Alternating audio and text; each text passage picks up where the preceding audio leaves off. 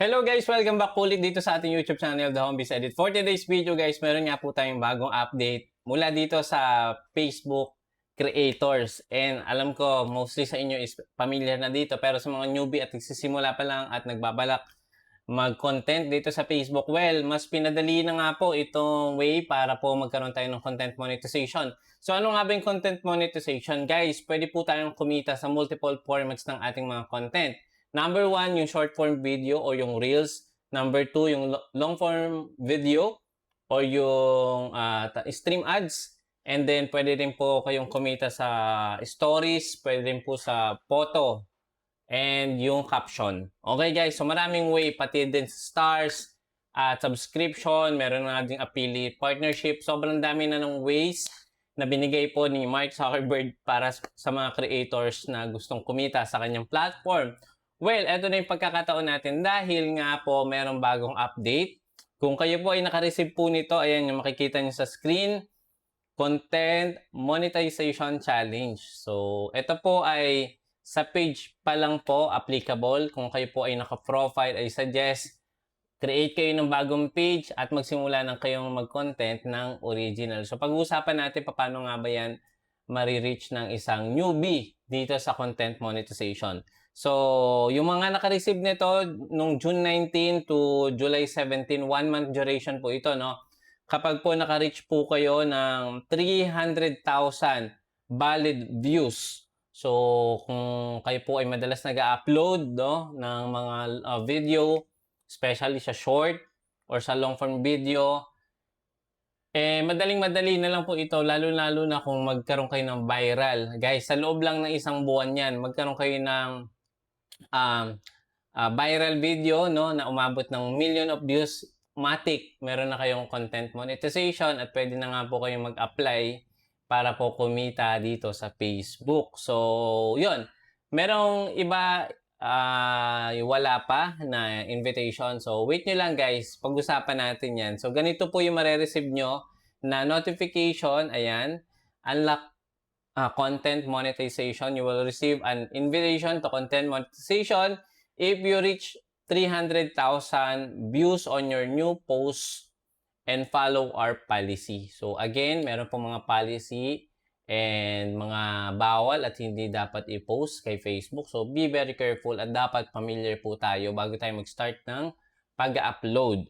So, i-click nyo lang tong join challenge. Okay? So, pag-usapan din natin yan, guys. Okay? So, ito yung ating ginawa now, reminder din at the same time yung mga dapat nating i-consider pag po naka-receive na po tayo ng ganitong notification from Facebook. So, Facebook Content Monetization Challenge Explain.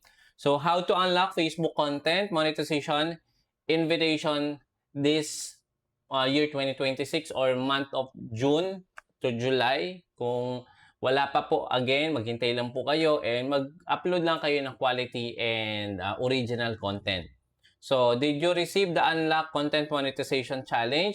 So, sabi dito, have you recently opened your Facebook professional mode or yung page? Pero usually ito ay sa page pa lang po, yung maraming naka-receive ng ganitong notification. Okay? So, number 1 dito ay kailangan natin ma-reach yung 300,000 views complete within 28 days. And pangatlong step, para ma-unlock yung content monetization invitation. So, ganun lang po siya kadali. Once na nagkaroon kayo ng viral video, you're probably wondering, kung nagtataka kayo, ano ibig sabihin nito? Is this replacing the old monetization requirements? Why did I receive this challenge while other ay hindi? What happened if I don't reach 300,000 views? Can I still monetize if I fail the challenge? Ayan. So, in this video, we will explain everything you need to know about Facebook newest content monetization challenge, why Meta introduced it, how it works, and the best strategies to complete this monetization successfully. So, ano yung matututunan natin sa video na to, guys? Number 1, what is content monetization challenge? Number 2, why Facebook now requires 300,000 views within 28 days or within a month. And pangatlo, who is eligible to receive invitation? Number 4, is this replacing the old monetization challenge requirements? Number 5, what types of content count towards the challenge? So, napaka-importante nun. So, ano nga ba yung mga qualify na video views para po ma-complete itong challenge na to? And next, what content does not count? Ano naman yung mga content na hindi kino-consider na valid views doon sa loob ng 300,000 views? At bakit yung ibang creators ay hindi naka-receive ng challenge? And ano yung mangyayari after completing 300,000 views? Last two, common mistake ng mga nag-join sa challenge and hindi mga yung common mistake na hindi nagkaroon ng invitation. Okay? And yung last, how to increase your chances of passing the challenge faster. So, yun. Pag-usapan natin yan. Ito yung 5 best solution to complete the Facebook Monetization Challenge ngayon dito sa Facebook update. Okay? So, number 1, guys. Actually, kahit naman saan po tayo tumingin, no, kahit mag-research tayo, manood tayo ng mga iba pang video regarding dito sa monetization challenge or content monetization challenge this month of June 2026. Number 1 na kailangan natin, guys, na gawin, mag-post ng high quality original video every day. Ayan. So, naka-highlights, guys, dito is yung high quality. Ayan. And original videos.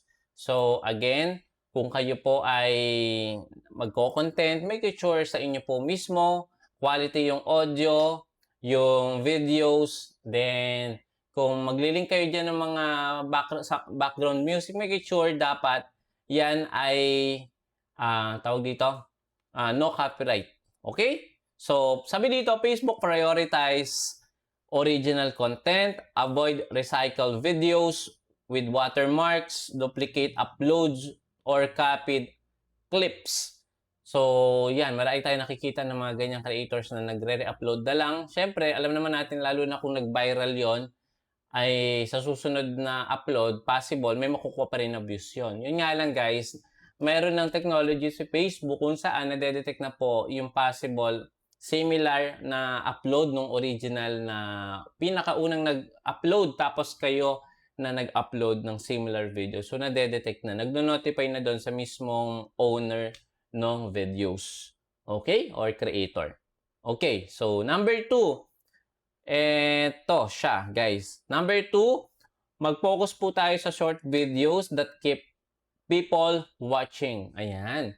So, alam nyo naman, trending po ngayon yung mga short clips or video clips na usually, kung kayo po ay more on reels, di ba? Ito is consist po ng 10 seconds to 15 seconds. So, wag naman bababa ng 5 seconds, guys, no? Baka hindi ma-count yung yung views. I suggest 10 seconds or 15 seconds. Alam ko naka-count na yun ni Facebook. So, create engaging reels. So, i-highlights natin engaging, yung hookable reels. At dapat magstay sila within 3 seconds to increase watch time and total number of views. So, napaka-importante po niyang number 2. Number 3, ayan, stay 100% compliant with Facebook policies. Ayan, even if you reach 300,000 views, policy violation may prevent you from receiving a content monetization invitation. So, make it sure, i-follow po natin yung partner monetization policy and yung content monetization policy and yung community guidelines ni Facebook para po qualify yung mga videos na makukuha po ninyo kung kayo po ay nag-upload ng mga quality video at tawag dito, pinapollow natin yung policy and yung guidelines ni Facebook. Okay? So, number 4, syempre, dapat magsipag pa tayo lalo. Mag-post tayo ng consistent during the 28-day challenge. So, wag po tayong tamarin kasi once in a lifetime opportunity din yan for me, no? Lalong-lalo na kung kayo po ay newbie tapos meron nag-notify sa inyo ng ganitong challenge. I-focus nyo muna. Within a month lang naman yan. So, i-try nyo at least 2 or 3 video per day, even yung short or yung long form video. So, kayo na pong bahala dyan. Upload consistent. So, di ba? So, napaka-importante na maging consistent po tayo sa pag-upload ng mga content dito sa Facebook. So, gustong-gusto ni Facebook at nire-reward ni Facebook yung mga creators na masisipag at consistent sa pag-upload ng quality and engaging content. Instead of posting many video in one day, then stopping. So, yun. So, totoo naman, meron naman talagang ganun. Yung iba, sinipag ng isang araw tapos next week na ulit sila mag-upload. So, medyo siguro malaking chance na hindi natin mamimit itong 300,000 views, lalong-lalo na kung bago. Pero kung sikat naman kayo na personality or artista kayo na nanood dito sa video natin, for sure, kahit madalang kayo mag-upload, meron pa rin mag-e-engage or manonood ng mga video nyo. So, yun. Pero kung tayo naman ay bago pa lang at hindi kilala, so ang baala lang natin talaga dito ay mag-upload ng mga video consistent. Okay? So, number 5, analyze your best performing content and repeat what works. So, ganun lang simple. Kung kayo po ay nag-upload ng isang content last week, tapos meron po dong nag-viral, sabihin natin, nag-50,000 views. So, malaking factor po yun para meet nyo yung 300,000 qualified video views. So, doon po kayo mag-refer kung ano yung mga ginawa nyo doon sa video na yun, bakit siya nag-viral, gumamit ba kayo ng hookable 3-second clips or sa video nyo, or naglagay ba kayo ng powerful hashtag, naglagay ba kayo ng tags, naging curious ba yung title, di ba? So, kayo na po yung bahala mag-analyze nun. Again, sa inyo pong content yun. Pero, sinabi naman po talaga dito na magbase tayo sa mga number or sa mga data or analytics ng ating professional dashboard mismo kay Facebook. Kasi, yun na din yung guide natin eh.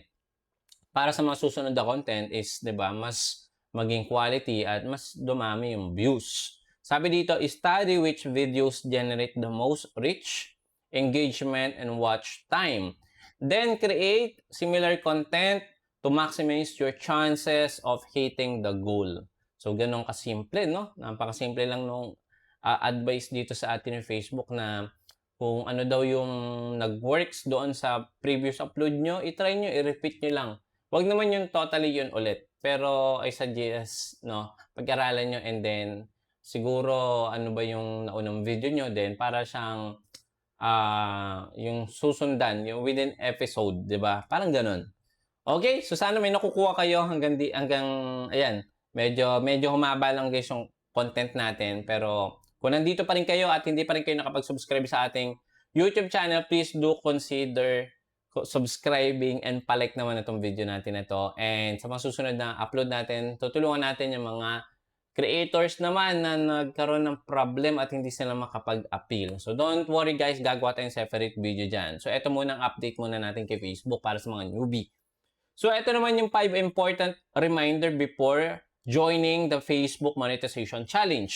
Number 1 reminder, yung 300,000 views does not automatically guarantee monetization. So, napakalinaw po niyan, ano?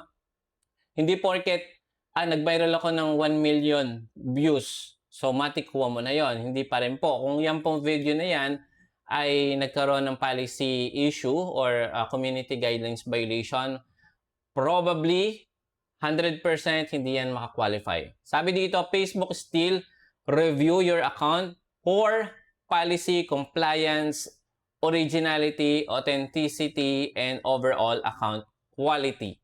So, malinaw po yan guys, no? Baka po mag-upload kayo na may mga civic issue, sensitive topics, yung may mga sexual content, at marami pang iba. So, marami po kasing bawal, no, kay Facebook. So, yon. So, be very careful. Number 2 reminder, original content is more important than viral content. Niyan, totoo po niyan. 100% po yan. Legit, no? A viral video that violates policies or uses reuse content can hurt your eligibility or, tawag dito? Yun. Yung baka hindi tayo maging eligible, di ba? Kapag nagkaroon tayo ng mga policy violation or community guidelines violation. So, be very careful sa pag-upload ng video nyo. Make it sure original. Okay? Number 3, do not buy fake views, followers, or engagement. Para lang dumami yung inyong views. Para lang ma-meet nyo to. Huwag nyong shortcutin. Huwag kayong mag-avail sa mga nagla-live para lang po magkaroon kayo ng followers, para po panoorin lang po yan. So, sabihin na natin guys, no, meron kayong mga sinasalihan ng mga groups or meron kayong sinasalihan ng mga live. Tapos, yung mga viewers doon is papa-engage kayo. Sabihin na lang natin guys, may mga nag-follow sa inyo or may nanood sa mga videos nyo.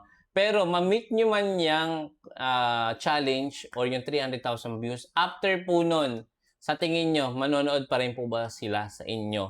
So, wala silang babalikan kasi nga hindi naman yan yung gusto nilang content. So, nag-follow lang sila dahil po merong magpa-follow din sa kanila. So, again guys, instead na ubusin nyo yung oras nyo dyan at magbayad pa kayo sa mga fake followers or fake views, I suggest mag-aral kayo ng mga editing skills, 'di ba? Yung mga way paano ba yung tamang pagpo-post, tamang oras, tamang caption, tamang tags, or yung hookable, paano ba yan? So, yun na lang aralin nyo. Instead na mag artificial engagement pa kayo, no, na magre-resulta sa pagbaba ng inyong distribution or page recommendation. Baka hindi na kayo magkaroon ng recommendation ng inyong page or ng profile.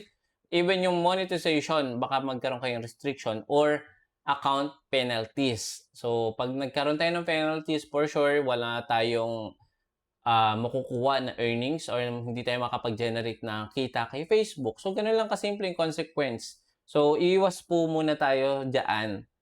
So, yun lang yung advice namin. Pero kung talagang gusto nyo mag-avail ng followers, nasa sa inyo naman yan. Yung iba kasi gumagamit ng mga ganyan para lang dumami yung followers ng page. And ginagamit lang naman nila yan sa mga services or mga products. So, depende. Kung hindi naman monetization ang habol nyo. Pero kung monetization, wag na wag kayong bibili ng fake views or followers. Number 4 reminder. Check your professional dashboard regularly. So, napaka-importante po niyan.